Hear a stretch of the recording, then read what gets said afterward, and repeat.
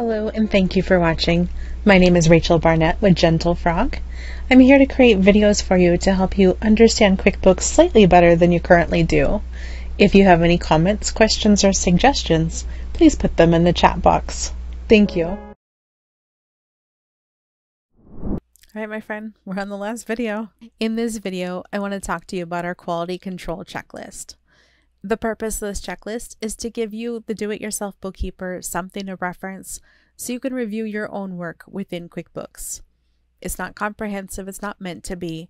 It's just meant to be a place to give you a starting point. If you're doing your own bookkeeping and you feel like everything is going okay, but you're not entirely sure, maybe you can get a cup of coffee, run through the checklist, and just say, yeah, I feel really good about what I'm putting in my QuickBooks. In this video, I'm going to talk to you about the year-end close. Depending on your business, your year-end close may involve a lot more steps. This video is the whole point of it is to be generic enough that it can help a lot of people rather than narrow enough it only helps a small number of people. I am making videos for each of the sections, so if you want to see me expand on a section, please don't hesitate to go to that link. Okay, so for year-end close, the first thing I want to talk to you about is entering the adjusting journal entries, the AGEs. This is a PDF you'll get from your tax preparer sometimes after your taxes are filed. If your tax preparer wants to move stuff around to make things better on your taxes, they'll send you these journal entries and they'll say, could you please enter this in your QuickBooks? I'm just going to show you how to do that. So if you get it, you'll come over here to your QuickBooks. Once QuickBooks is open, on the left-hand side, you'll select the plus new button. On the right-hand side of the pop-out, under the column called Other, you'll select Journal Entry. You'll then fill this in. You don't need to know anything special or magical. If your tax person sends you a list of journal entries, they're going to tell you what date they want, they're going to tell you what account they want, and they're going to tell you how much money to put in the debit or the credit column.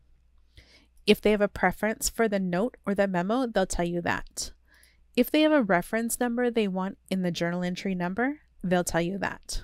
If you do get adjusting journal entries from your tax person, it's always a good idea to attach them. You'll just drag and drop or click and navigate to your downloads, and then you can attach them there.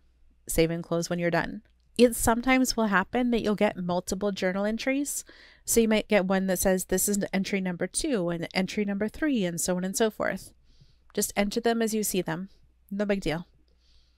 The other thing is adding a closing date to the books. I think this is more for me and less for my tax person, although ultimately it is for my tax person. So big picture, your taxes get filed, your tax person says, okay, here's the numbers I'm going to report, and these numbers came out of this QuickBooks. And you're like, yeah, that's correct. You don't want that stuff to change. You want it to be set in stone. The way to make sure it's set in stone is to tell QuickBooks to make it harder for you to change the old data. I say harder because anything can be overridden in QuickBooks, but let's do this. Let's put a little speed bump in here for ourselves. You'll click on the gear in the upper right-hand corner. On the left-hand side of the pop-up, you'll click on Account and Settings. This will take a very long time to open, much longer than you think it should. You will click on Advanced on the left. In the first box called Accounting, it says Close the Books. Currently it says Off. I can click on it. I can move the slider from the off to the on position. I can select my closing date. So in this case, I will say that it's going to be 12/31/2021. And then I have two options. I can allow changes after viewing a warning. I don't like that. Or allow changes after viewing a warning and entering a password. I like that. If you've used QuickBooks for any length of time, you know there are a ton of pop-ups. And after a while, if you're like me, you don't always see the pop-up, which is why I don't like the warning. If I do warning plus password, great. So I'm going to put any password in here that I want. And then I'm going to select Save. So now I've closed the books. I have said, please, QuickBooks, don't let me change anything before 2021. Let me just demo this because this video isn't very long. I'm going to go here to expense, and I'm going to say Books by Bessie, checking account 1121. So I'm definitely picking before 12/31 of 21. Advertising, $1.